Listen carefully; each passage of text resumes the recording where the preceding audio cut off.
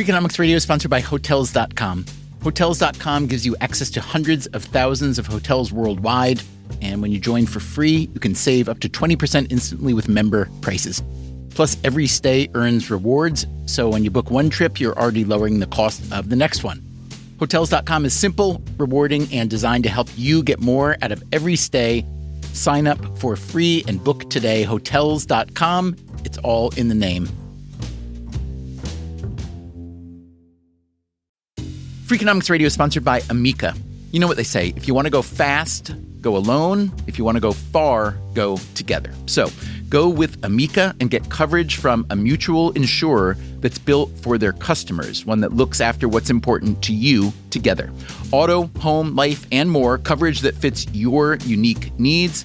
Amica helps you protect what matters most. Visit amica.com and get a quote today.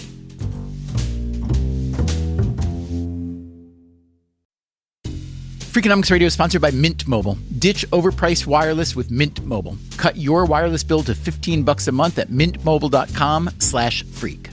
Upfront payment of $45 for 3 months, $90 for 6 months, or $180 for 12 months. Plan required, $15 per month equivalent. Taxes and fees extra, initial plan term only. Greater than 50 gigabytes may slow when network is busy, includes up to 20 gigabytes hotspot. Capable device required. Availability, speed, and coverage varies. See mintmobile.com.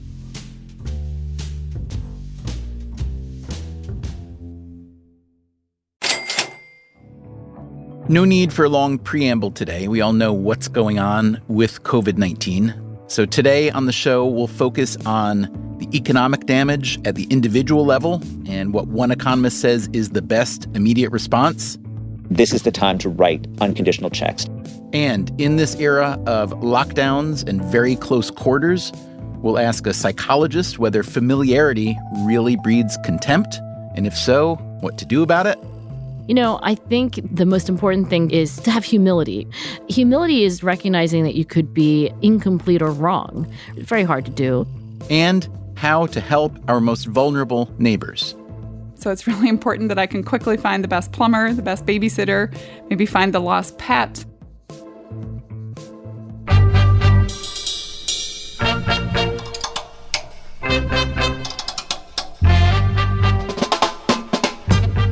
From Stitcher and Dubner Productions, this is Freakonomics Radio, the podcast that explores the hidden side of everything. Here's your host, Stephen Dubner.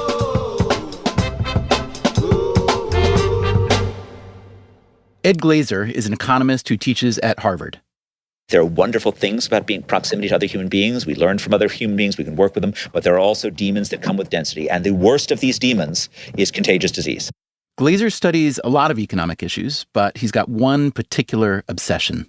My whole life's work has been trying to understand cities and how they work and how they sometimes fail to work. In 2011, he published a book called Triumph of the City, How Our Greatest Invention, he calls the city, how our greatest invention makes us richer, smarter, greener, healthier, and happier. But in the age of COVID-19, cities also have the capacity to make us sicker. As at the time that we're talking, New York is responsible for almost a third of the total cases in America. So it certainly seems as if density is continuing to do its worst. If you look back historically, these things have been rocking cities for millennia, right? We think about the plague of Athens, 430 BC. We think about the plague of Justinian, which almost 1,000 years later hit Constantinople. If you look at sort of the entire European medieval period, there's a sense in which cities are not particularly safe places. As late as the time of Shakespeare's London, you've got a 6-year life expectancy loss by living in London relative to the rest of England. That was, by the way, still true in New York City in 1900. And what's going on in cities to create this danger? There are two things going on, one of which are the cities are connected globally, and secondly, the cities are dense when you get to them. And so the cities are the ports of entry for the new disease, whether it's the rats carrying the fleas or a traveler from Wuhan carrying the virus. And correct me if I'm wrong, but I believe we have now the largest percentage of the human population in history in urban areas. Is that right? Certainly. So We have had, earlier spikes in urbanization followed by huge declines. I mean, I'm going way back to the large cities of Mesopotamia and Egypt and so on.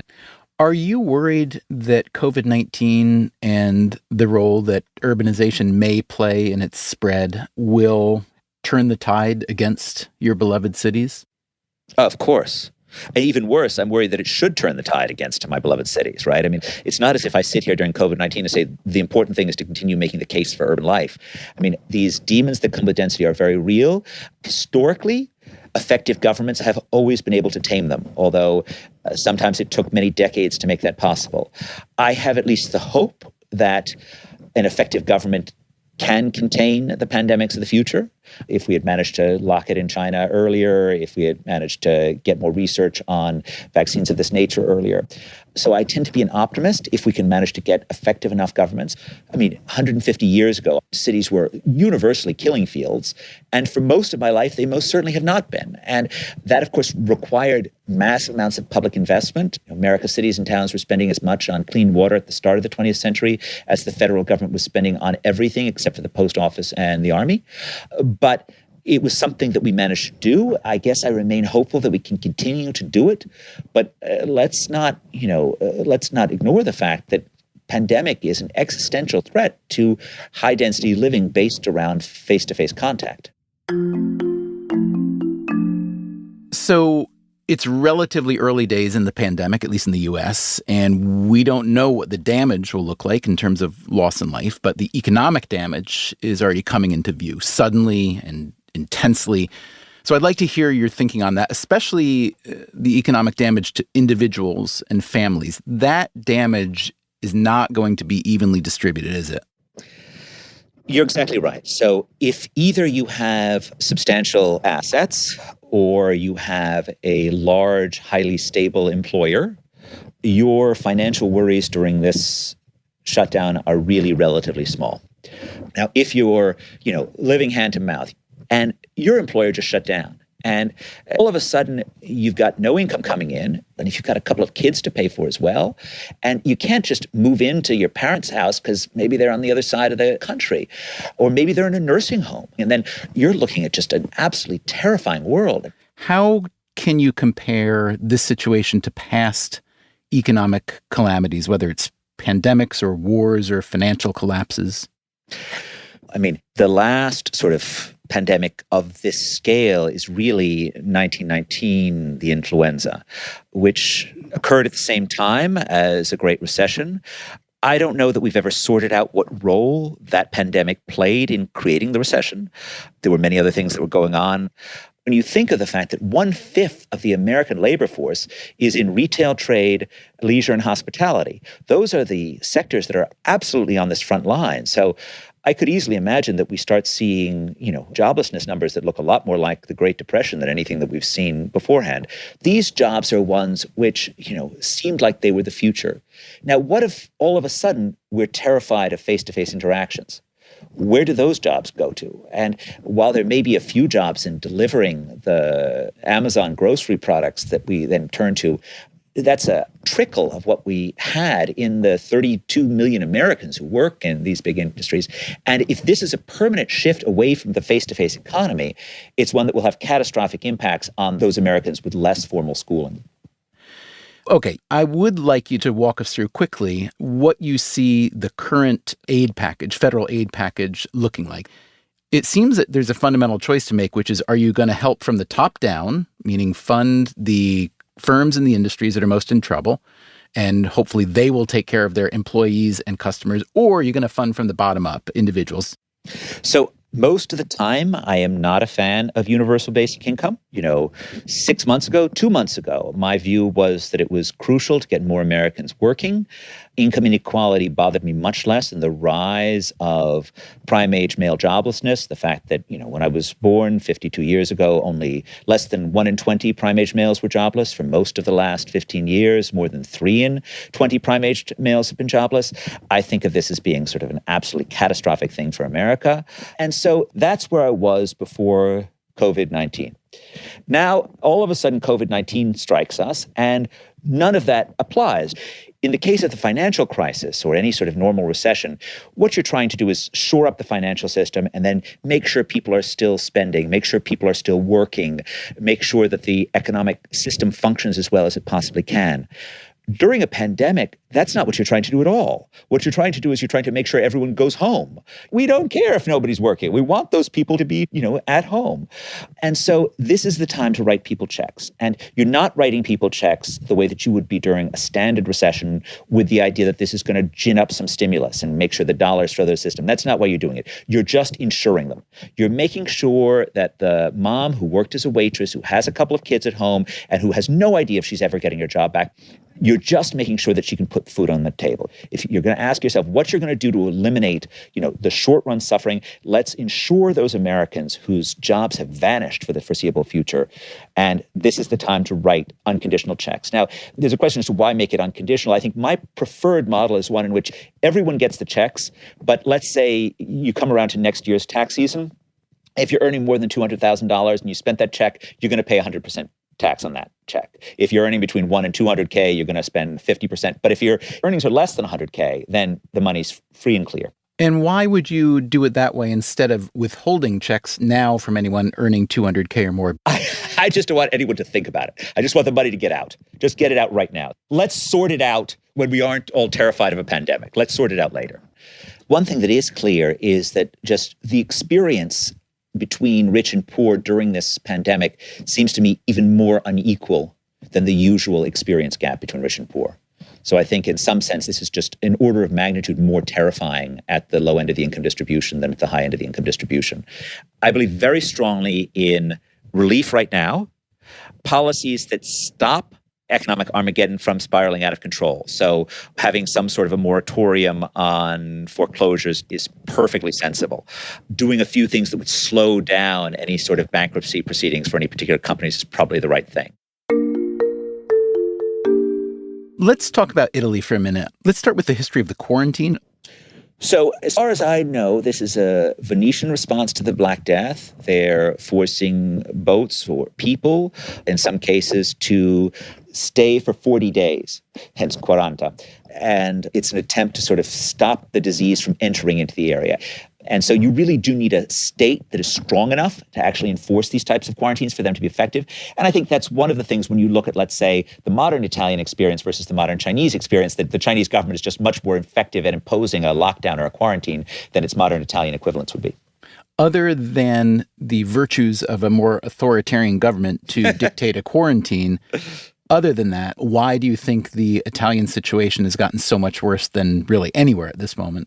I was struck by the number of people who were cheating in some ways. They weren't, cheating is maybe too strong, but they were still shaking hands, they weren't doing proper masks, they weren't following the quarantines. There's a sense in which, many Italians are skeptical about orders given by their government.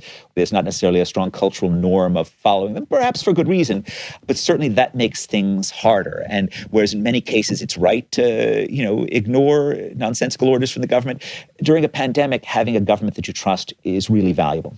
So with COVID-19, there's potentially a critical shortage of hospital beds and equipment. Now, in the U.S. at least, governments are typically not very involved in healthcare facilities the way they are in schools and police and fire departments and transportation and so on. And I'm curious whether you think that may be a shortcoming, a blessing, and whether this pandemic may change the way we think about the relationship between government and hospitals.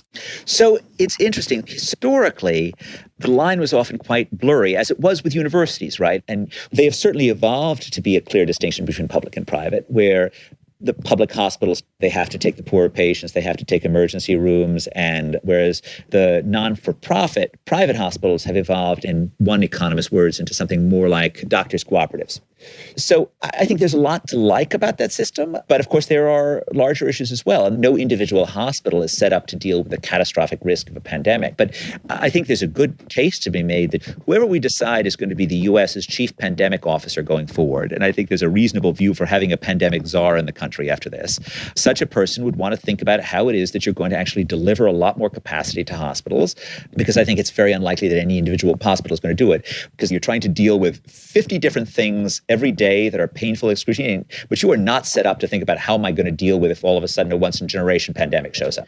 If we were to compare military preparedness and the dollars connected to that with pandemic preparedness and the dollars connected with that, my guess is that it would be an incalculably large spread. Now that we've actually got a pandemic that threatens to really attack the root of modern economic and civil society, does this seem like terribly short-sighted planning, or does this seem like, well, the world throws things at you and you have to adjust, and adjust we shall now? I mean, I certainly agree with the spirit of your question. I mean, I think there were enough warning signs. SARS 17 years ago, swine flu 2009, MERS 8 years ago, Ebola over the years. There were more than enough warning signs that something like this was a real possibility. And if we had had any ability to look forward to this, we should have been spending radically more money than we're spending. So the comparison to military spending is apt, but it also makes sense to compare our spending on pandemic preparedness with our spending on routine medical expenditures, with our spending on Medicare. We as a nation do not underspend on healthcare. We spend an enormous amount of money on healthcare. But what we spend on are the sort of routine medical business of the country. We're set up to do that. We're not set up to spend money for the risk that hasn't happened, for the pandemic that hasn't shown up. And I think that's the crucial thing going forward, is that we need to recognize that this thing has the capacity to do trillions and trillions of dollars of damage. And so it's worthwhile spending at least billions and billions of dollars to actually protect ourselves, to mitigate future risks. With all the changes that are happening right now in response to COVID-19, a lot more remote working, a lot more remote education, a lot of people considering if all the things that they've done on a daily basis, kind of as habit, are really so valuable. I can imagine all kinds of, shifting of supply and demand in real estate, among other things, if more people are working from home and so on. So I'm just curious if you look down the line at any possible silver linings that you see. So it depends a little about whether or not you think that currently we're all making a bunch of mistakes about interacting with each other or traveling. And if you think that we're making a lot of mistakes, then we might realize those things are mistakes. I think for some of us, maybe it will teach us to prune some of the unnecessary trips in our lives. That's good. I think there is a sense in which if I think that there's a single political dividend, this certainly reminds us that having a really functional public sector is really valuable. That in fact, you don't actually just want a government that's about, taking from one group and giving to the other. There are actually real jobs for government, like preventing pandemics. And, you really want a government that is actually capable of doing that. And to the extent to which voters in this election, and I'm not saying where that should lead them and who they vote for, but the extent to which voters realize that actually it's really not about which person you think is being on your team, but it's really about who's going to do the most capable job of producing a government that can actually protect all of America, that would be a really salutary outcome. So many of the recent viral outbreaks and pandemics, maybe all of them, have originated in non-human species, non-human animals. And there's a pretty strong argument that without the environmental destruction that's a product of capitalism, that this would be happening much less, if at all. That that's what's driving these animal-borne diseases and pandemics. So I'm curious, you are, at least according to my reading, a pretty strong, I don't know about dyed-in-the-wool, but strong free marketer. How do you get the bounty of the free market without the destructive capacity of the environmental destruction? So how do you think about that balance? Well, you're absolutely right. I think there are tremendous virtues of capitalism. I think everything is about balance. And a pure capitalist system is not one that will necessarily protect us against pandemic, and it is not one that will necessarily protect the environment. That does not mean that the right answer is some non-capitalist system. It means that you need a public sector that protects, just as we have a private sector that creates. And if we're worried about protecting the natural ecosystems, we need to have a public sector that views that as clearly one of its jobs and that it takes steps to do that. On the show last week, we discussed that NASA imagery showed that air pollution in China fell so much during their COVID-19 lockdown that many, many more lives will be saved from cleaner air than will be lost, directly at least, from COVID-19. So how do you think about trade-offs like that? What does that suggest for policy going forward? Well, if we think that there are that many lives that'll be saved by reductions in Chinese air pollution, then we are at a very bad place in terms of the policy ex ante. I was in India in December, and I was amazed by the deterioration in air quality in and around Delhi for the last 3 or 4 years. Again, it's important that we recognize that horrendous air quality that firms pollute is not fundamentally an indictment of the capitalist system. It's an indictment of a government that doesn't protect people from the excesses of the capitalist system. And we really do need robust policies that stop firms from overly polluting. I think most appropriately is a straight-out pollution tax. But if you can't implement that, then other Clean Air Act type policies are necessary. But if that many lives are going to be saved, then we really need to redouble our efforts as a planet to try and reduce the pollution that costs lives. Let me ask you one more question about cities and pandemics. You've spoken about a number of downsides. In fact, as someone who happens to live in New York City, they seem like a lot of downsides. So thank you for emphasizing those. But what are the advantages to being in a city, even during a pandemic? So you have hospitals, you have healthcare providers. I mean, one of the issues with Milan's hospitals right now is they're currently filled with people who got sick in outlying areas and then had to move to Milan to be taken care of. So the fact that cities have these sort of large pieces of health-related infrastructure is clearly an asset. The fact that there are lots of smaller providers, so nimble healthcare clinics that can take care of things quickly, providers for food or other forms of services. So right now, suburban life looks relatively good relative to high-density urban living during the height of the pandemic. What if we now see a storm on top of it? What if all of a sudden, large numbers of eastern suburbs start losing their electricity? It's one thing to be involved in lockdown if you actually can get all the electronics to work. If all the electronics cease working, it becomes a much worse story. Well, if that happens, I've got a spare cot somewhere for anybody that needs to migrate to New York who's willing to put up with all the downsides of the city. And that goes for you and your family if you can squeeze in a cot. So you're welcome here. Thank you, Stephen. Coming up after the break, the psychologist Angela Duckworth on how to best deal with the people you are shut in with. So I'm not a great role model for this. We'll be right back.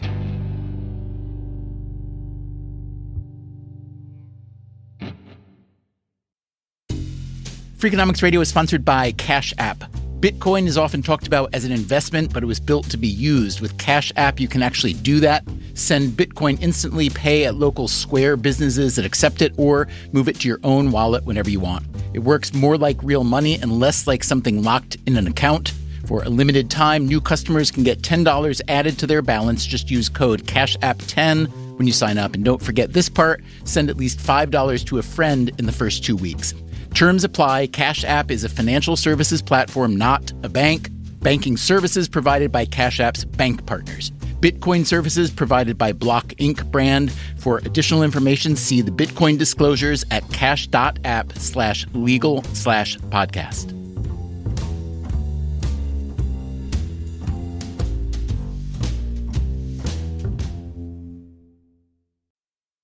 Freakonomics Radio is sponsored by Figure. Did you know that 40% of homeowners own their home outright? If that's you, don't let your equity sit idle. Tap it with a home equity line of credit. Figure, the #1 non-bank HELOC lender in the U.S., helps tap equity you've built in your home so you can do things like tackle a renovation or pay down debt. HELOC is a line of credit secured by your home. You can draw what you need, repay, and draw again. Figure offers a 100% online application. Get approved in 5 minutes and funding in as few as 5 days. It's faster than a bank loan and cheaper than a personal loan. Check your rate today without impacting your credit at figure.com/freakonomics. This post is sponsored by Figure, NMLS ID 1717824. Figure is an equal housing lender. For more information about their licensing, visit nmlsconsumeraccess.org. Figure's HELOC is subject to credit approval and terms apply. Freakonomics Radio is sponsored by LinkedIn ads. Ever invested in something that didn't live up to the hype? Marketers know that feeling. They optimize for the numbers that look great, like impressions, but then they don't see revenue. LinkedIn has a word for that: bull spend. Instead, you can get the highest ROAS of major ad networks with LinkedIn. Cut the bull spend, advertise on LinkedIn. Spend $250 and get a $250 credit. Go to linkedin.com/Freakonomics. Terms apply.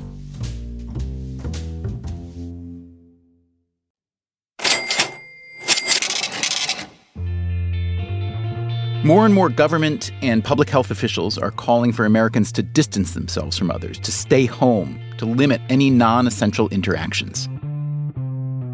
This means a lot of us will be spending more time at home with families, partners, roommates, often in close quarters. What will be the long-term results of all this indoor clustering? There are already plenty of theories. A baby boom 9 months hence. A massive decrease in workplace sexual harassment, since so many workplaces are closing. Perhaps an increase in domestic violence.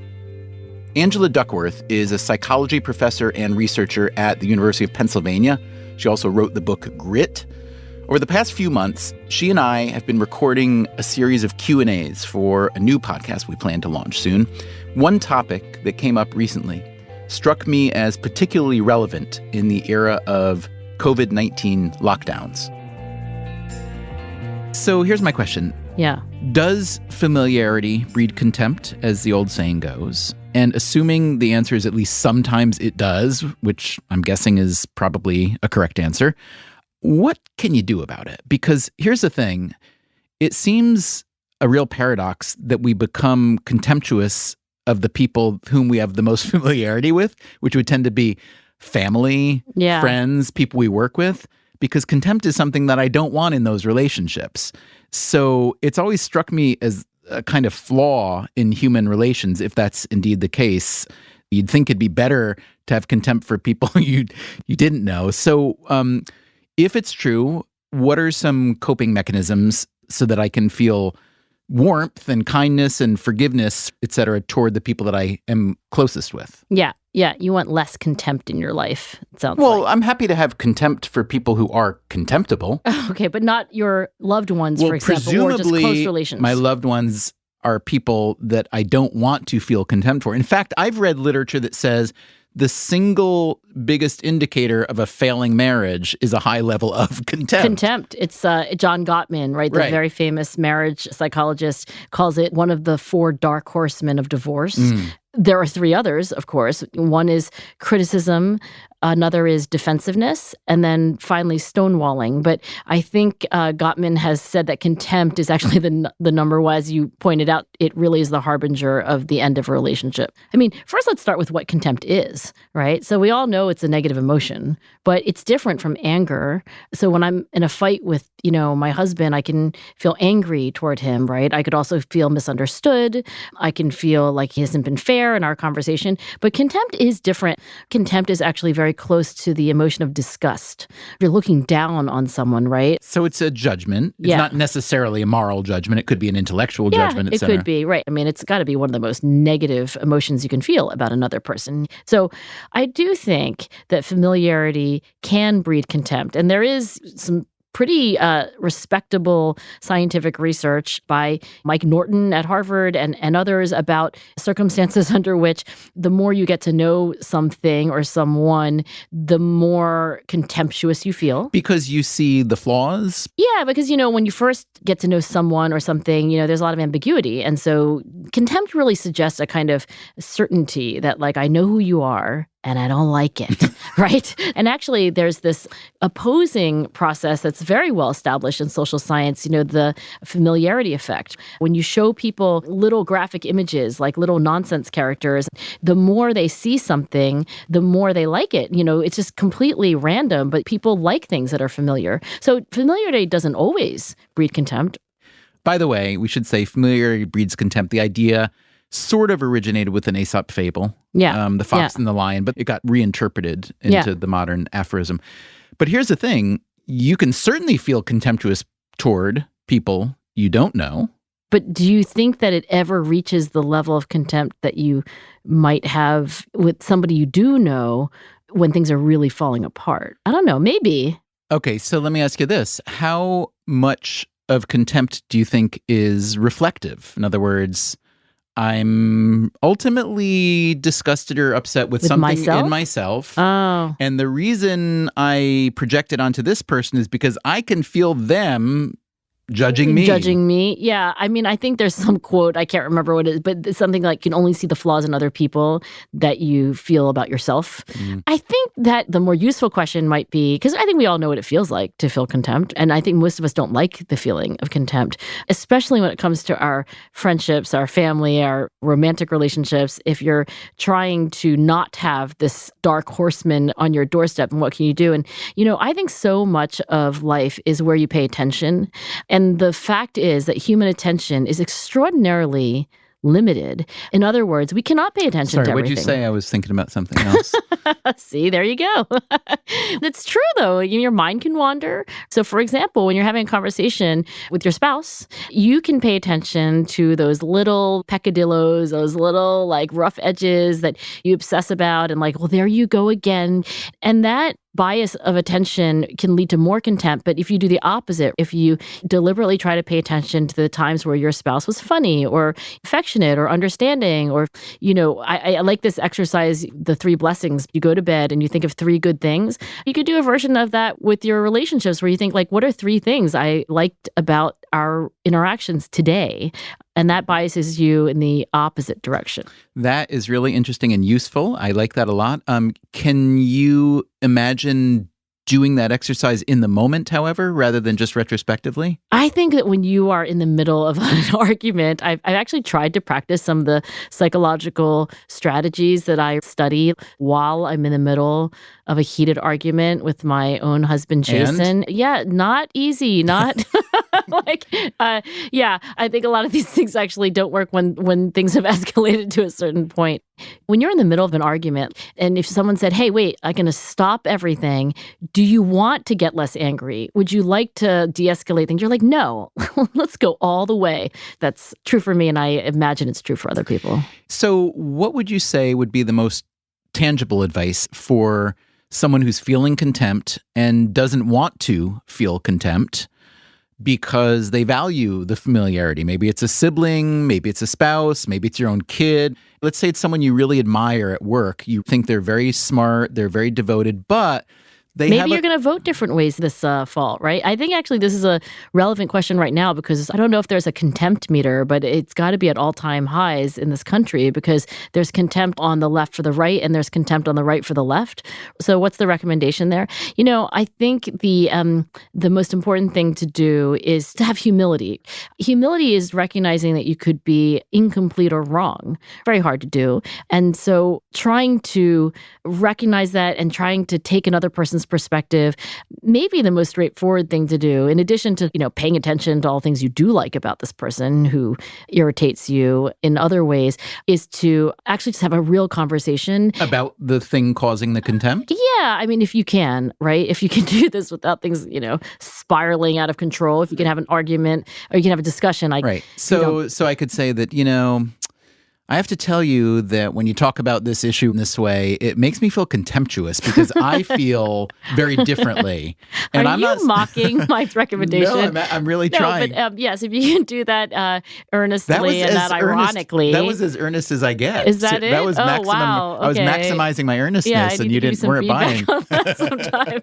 But look, I'm not very good at this. I actually had lunch with somebody recently. Of whom you were deeply contemptuous? Well, we were friends. And I use the past tense because, talk got to politics and I left in the middle of the meal and I haven't spoken to them since. So I'm not a great role model for this. Did you really walk out during the meal? I did. I'm not sure I'm proud of that. Did you storm out? I paid the bill first. Oh. Does that help? I paid the bill. Well, it's not about the money, but it's about you consciously and deliberately. Well, it was obvious that you left. I said out loud, I can't sit here with you. I can't I think maybe we're not supposed to, I don't think we're going to be friends anymore. It's funny because that, I know that can I just say it's not admirable? I'm not proud of it. Is it uncommon for you to do that kind of thing? That was the only time actually I can remember in my life that I have walked out. It's just so paradoxical to me though, that if you think about interpersonal relationships generally, the cliches are we kind of fear the stranger, right? Yeah. We fear the person we don't know.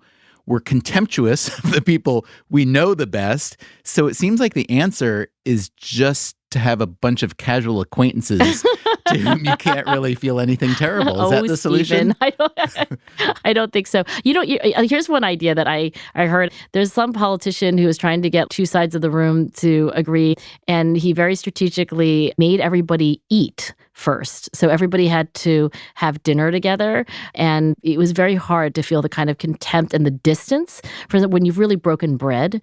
So, maybe if we could all go out for a kind of like all-you-can-eat buffet. But you're telling us that you stormed out of the meal right after you'd eaten. That's true. It didn't really work for us. It didn't work for you. Maybe it doesn't work every time. Yeah, I'm an extreme case. You sure you're a psychologist then, huh? Yeah.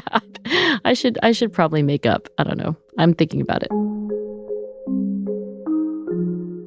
All right, so let's say you're in a relationship with someone, and rather than being the contempt giver, you're the contempt receiver. You can feel, or maybe they've even told you. You're on the receiving end of contempt. Your partner feels contemptuous toward you. So, A, what do you do? But B, here's what I really want to know. Don't you want to ask the other person, what is it that's causing you to feel this? And can I do something about it? First of all, I want to know if it's a legitimate, is it misunderstanding? Yeah. And if it's not, then maybe we could talk it out. Because one feature of contempt, it strikes me, is that there's a little bit of a veil of secrecy over it. Yeah, it's maybe not out in the open.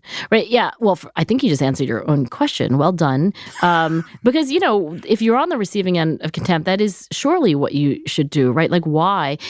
Every behavior has a reason, right? And if you're on the receiving end of contempt, it doesn't mean that that person is exactly right, but there has to be a reason why they have that contempt. And I think the challenge, though, is, Stephen, if you're on the receiving end of a storm of contempt, would you say, well, what I hear you saying is that you think I'm an awful person. Do I have that right? Like, can you tell me more? What is it that I've done? And I'm really listening. Okay, but you should. I know you're trying to make fun of that, but that actually sounds to me better than the alternative, which is usually, is something wrong?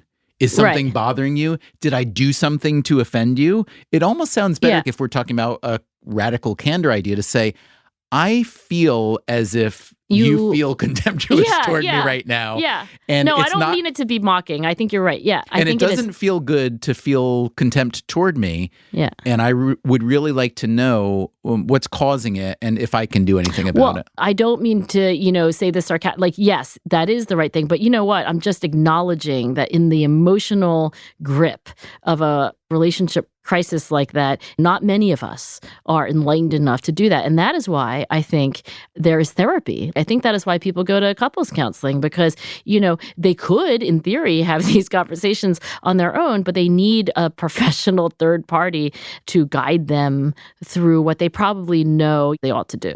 I've read that couples therapy is more successful when practiced while the relationship is going well. But I'm skeptical of that finding because I think it just means that there's a couple that's doing so well, they want to, proactively engage in couples therapy. And that just indicates that they have a good relationship. Do you know anything about that? I don't. It's very hard, by the way, to do like real random assignment studies of couples therapy. Be fun, though, wouldn't it? You get to go to couples. You can't. I know you want to go, but you can't. You're in the control group. But common sense says it's good advice. What you learn in couples therapy is how to communicate, especially under stressful or like antagonistic circumstances. I recently had dinner with a newlywed couple. Did you storm out on them too? I decided to not only stay till the end of dinner, but to maintain our friendship.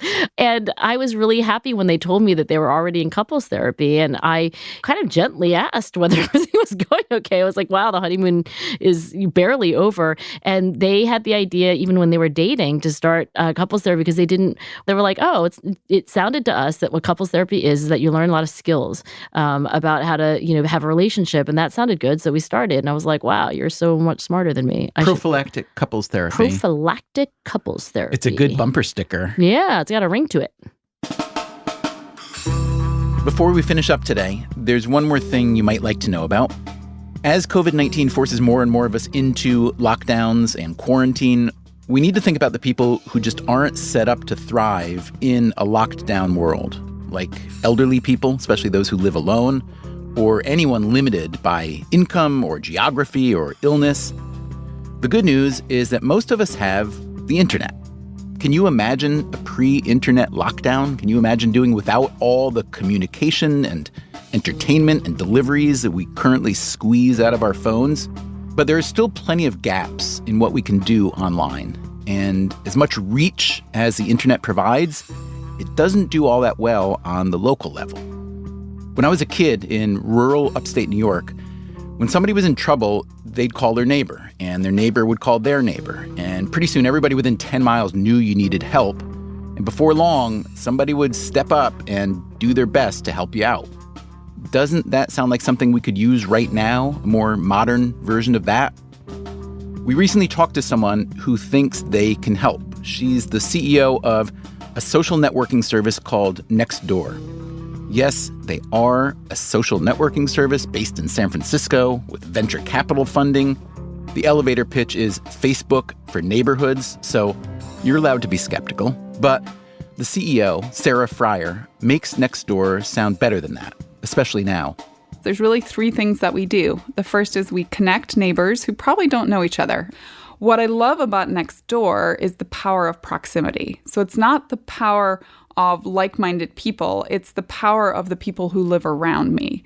And while neighborhoods can have their own homogeneity, there's more heterogeneity than I would see commonly just in life. So even thinking about my own community, right, I live amongst people who are from all different age groups, from early 20s through, I'm sure I have a neighbor in their 90s.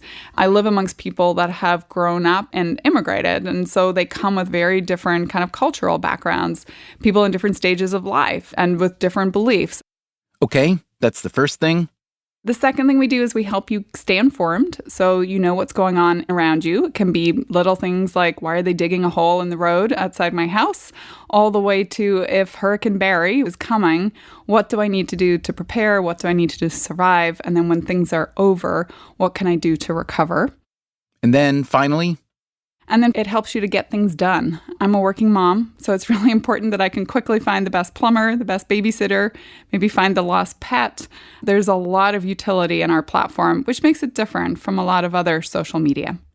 Before COVID-19, Nextdoor was already catching on. So we started in the US, but we're now quite strong in Europe. We're showing great momentum in Australia. They were already operating in more than 250,000 neighborhoods. And we work very closely with public agencies, so the local fire department, police department, all the way up to folks like FEMA here in the US. In the UK, folks like the Home Office or the Metropolitan Police. And with COVID-19, there's been a huge spike in demand for Nextdoor among users as well as public agencies. In California, Governor Gavin Newsom issued a statewide stay-at-home order. And he instituted a campaign called Neighbor to Neighbor, encouraging people to help their most vulnerable neighbors to make sure they're getting food and medicine at the very least. And Nextdoor.com, Newsom announced, would be the online partner to help make that happen. Let us know if you are a Nextdoor user or if you become one. We are at radio@freakonomics.com. We're always happy to hear from you about anything. Maybe you'll need some help this week. Next week, maybe you'll be able to help someone else. We'll be back next week. In the meantime, take care of yourself and maybe someone else too. Talk to you later. Freakonomics Radio is produced by Stitcher and Dubner Productions. This episode was produced by Matt Hickey, Rebecca Lee Douglas, and Daphne Chen. Allison Craiglow is our executive producer. Our staff also includes Greg Rippin, Zach Lipinski, Harry Huggins, and Corinne Wallace. Our intern is Isabel O'Brien. We had help this week from James Foster. Our theme song is Mr. Fortune by the Hitchhikers. All the other music was composed by Luis Guerra. Remember, you can reach us at radio@freakonomics.com. You can find all our episodes at freakonomics.com, and we're on social media too. Thanks for listening.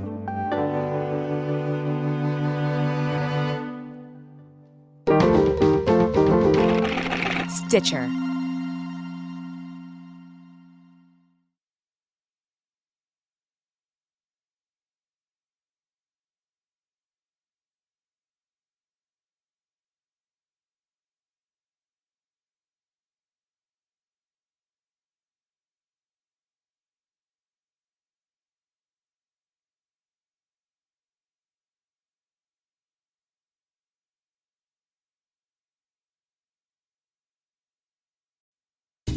Freakonomics Radio is sponsored by Ozempic. Innovation happens through rethinking what's possible, and when it comes to GLP-1s, Ozempic pill does just that. Learn more about Ozempic semaglutide tablets, 4 and 9 milligrams, by calling 1-833-OZEMPIC or visit Ozempic.com to view the medication guide and ask your doctor what's possible with FDA-approved Ozempic pill.